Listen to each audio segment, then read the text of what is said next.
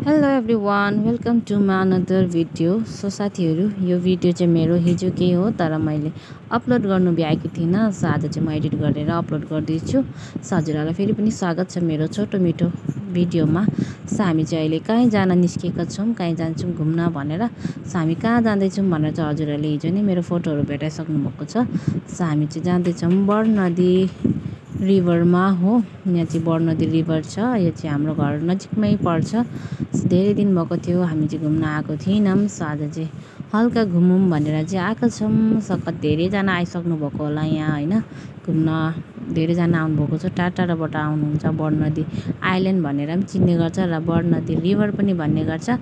Almost हामी चाहिँ आइसकेका छौँ बरनदी आइल्यान्डमा। हेर्न सक्नुहुन्छ यहाँ चाहिँ खासै त्यस्तो केही पनि छैन, तर पनि धेरै मान्छेहरू आउनुहुन्छ। अहिले पनि एकदमै धेरै मान्छेहरू हुनुहुँदो रहेछ। अगाडिपट्टि चाहिँ पुरा मान्छेहरूले भरिएको थियो अनि हामी चाहिँ यो साइडमा आएका छौँ। अगाडिपट्टि चाहिँ अहिले धेरै कपल्सहरू नै हुनुहुन्छ, त्यही भएर चाहिँ हामी चाहिँ यहाँतिर आएर हल्का फोटोहरू खिचौँ अनि हजुरहरूलाई पनि यसो अलिकति यहाँको बरनदी आइल्यान्डको नजाराहरू देखाउँ भनेर चाहिँ आएको छौँ। यहाँको नजारा चाहिँ यस्तो छ, हेर्न सक्नुहुन्छ साथीहरू। कतिजना आइसक्नु भएको र यो आइल्यान्ड भन्ने ठाउँमा हो कमेन्ट गरेर भन्नुहोला को आउनुभएको छ।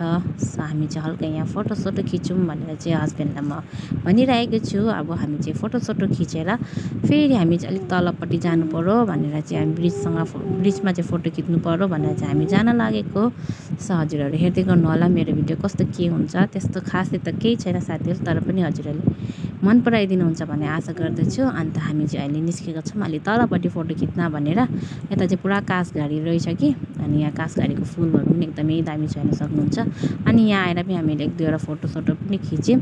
हजुरहरूलाई मेरो भिडियो कस्तो के लाग्यो मन परेमा लाइक कमेन्ट सेयर गरिदिनु होला। आजको मेरो भिडियो यस्तै छ। बाई बाई साथीहरू, भेट्ने छ अर्को भिडियोमा। Thanks for watching.